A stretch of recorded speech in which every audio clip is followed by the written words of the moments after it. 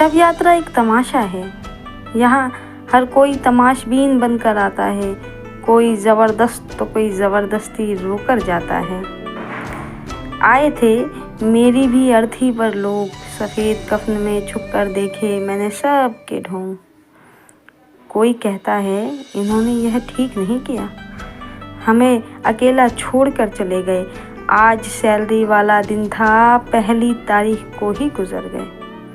अरे 2-4 दिन ठहर जाते, 2-4 दिन ठहर जाते तो इनका क्या जाता। हम वक्त पर तनख्वाह तो पा जाते, हमारा ही भला हो जाता। एक महाशय अपनी उंगलियां गिन रहे थे। किसी सज्जन के आग्रह पर उन्होंने उत्तर दिया, वे मृत्यु भोज के दिन गिन रहे थे।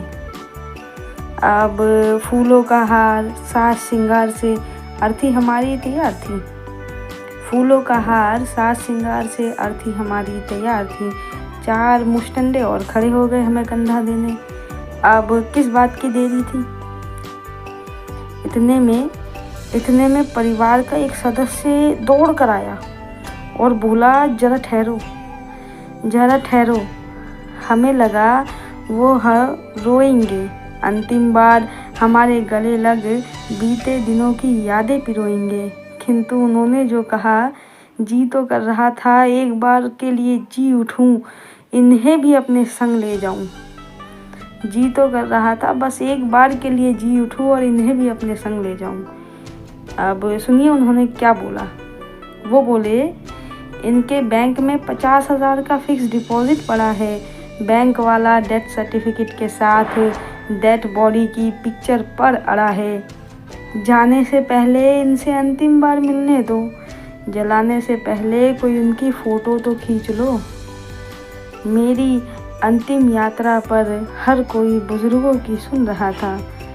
मुझे फिर धोखा हुआ, ऐसा लगा हर कोई मेरे अंतिम कार्य मेरी मुक्ति के धुन में संपन्न कर रहा था। लेकिन गौर से देखे जब मैंने इन सब के चेहरे, हर चेहरे पर थे डर के पहरे। डर था तो इस बात का मेरी आत्मा प्रेत बनकर इन पर न मंडराए। डर था तो बस इस बात का कि मेरी आत्मा प्रेत बनकर इन पर न मंडराए। हम किसी के शरीर में डेरा न जमाए। इन्हें मेरी मुक्ति की रत्ती भर भी फिक्र न थी। अब समझ आता है मेरी सारी जिजीविषा इन जीवित प्रेत आत्माओं के लिए कितनी व्यर्थ थी।